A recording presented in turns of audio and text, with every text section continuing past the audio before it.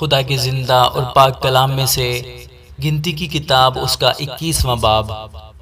اور جب اراد کے کنانی بادشاہ نے جو جنوب کی طرف رہتا تھا سنا کہ اسرائیلی اتھارم کی راہ سے آ رہے ہیں تو وہ اسرائیلیوں سے لڑا اور ان میں سے کئی ایک کو اسیر کر لیا۔ تب اسرائیلیوں نے خداوند کے حضور منت مانی اور کہا کہ اگر تو سچ مچ ان لوگوں کو ہمارے حوالے کر دے تو ہم ان کے شہروں کو نیست کر دیں گے۔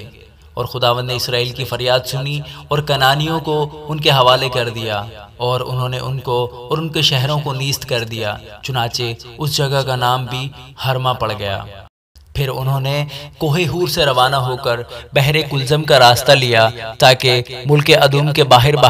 گھوم کر جائیں، لیکن ان لوگوں کی جان اس راستے سے عاجز آ گئی اور لوگ خداوند کی اور موسیٰ کی شکایت کر کے کہنے لگے کہ تم کیوں ہم کو مصر سے بیابان میں مرنے کے لیے لے آئے؟ یہاں تو نہ روٹی ہے نہ پانی، ہمارا جی اس نکمی خوراک سے کراہیت کرتا ہے۔ تب خداوند نے ان لوگوں میں جلانے والے سانپ بھیجے، انہوں نے لوگوں کو کاٹا اور بہت سے اسرائیلی مر گئے۔ تب وہ لوگ موسیٰ کے پاس آ کر کہنے لگے کہ ہم نے گناہ کیا کیونکہ ہم نے خداوند کی اور تیری شکایت کی، سو تو خداوند سے دعا کر کہ وہ ان سانپوں کو ہم سے دور کرے۔ چنانچہ موسیٰ نے لوگوں کے لیے دعا کی۔ تب خداوند نے موسیٰ سے کہا کہ ایک جلانے والا سانپ بنا لے اور اسے ایک بلی پر لٹکا دے، اور جو سانپ کا ڈسا ہوا اس پر نظر کرے گا وہ جیتا بچے گا۔ چنانچہ موسیٰ نے پیتل کا ایک سانپ بنوا کر اسے بلی پر لٹکا دیا، اور ایسا ہوا کہ جس سانپ کے ڈسے ہوئے آدمی نے اس پیتل کے سانپ پر نگاہ کی وہ جیتا بچ گیا۔ اور بنی اسرائیل نے وہاں سے کوچ کیا اور ابوت میں آ کر ڈیرے ڈالے، پھر اوبوت سے کوچ کیا اور ابی اباریم میں جو مشرق کی طرف مواب کے سامنے کے بیابان میں واقع ہے ڈیرے ڈالے، اور وہاں سے کوچ کر کے وادی زرد میں ڈیرے ڈالے۔ جب وہاں سے چلے تو ارنون سے پار ہو کر جو اموریوں کی سرحد سے نکل کر بیابان میں بہتی ہے ڈیرے ڈالے، کیونکہ مواب اور اموریوں کے درمیان ارنون مواب کی سرحد ہے۔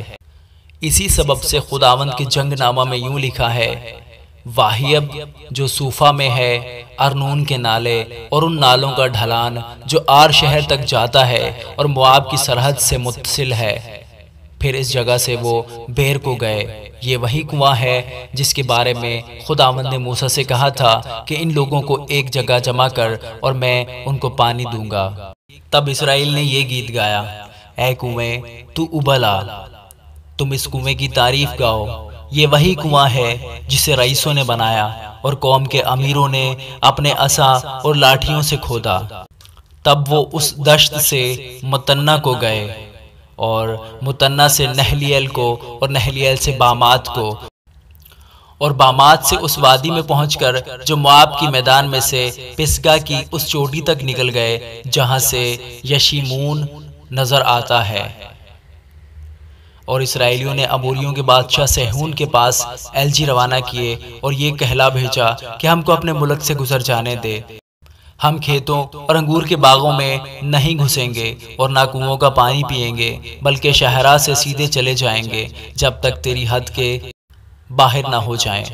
پر سیہون نے اسرائیلیوں کو اپنی حد سے گزرنے نہ دیا، بلکہ سیہون اپنے سب لوگوں کو اکٹھا کر کے اسرائیلیوں کے مقابلے کے لیے بیابان میں پہنچا، اور اس نے یہز میں آ کر اسرائیلیوں سے جنگ کی، اور اسرائیل نے اسے تلوار کی دھار سے مارا اور اس کے ملک پرانون سے لے کر یبوک تک جہاں بنی امون کی سرحد ہے قبضہ کر لیا، کیونکہ بنی امون کی سرحد مضبوط تھی۔ سو بنی اسرائیل نے یہاں کے سب شہروں کو لے لیا، اور اموریوں کے سب شہروں میں یعنی حسبون اور اس کے آس پاس کے قصبوں میں بنی اسرائیل بس گئے۔ حسبون اموریوں کے بادشاہ سیہون کا شہر تھا۔ اس نے مواب کے اگلے بادشاہوں سے لڑ کر اس کے سارے ملک کو ارنون تک اس سے چھین لیا تھا۔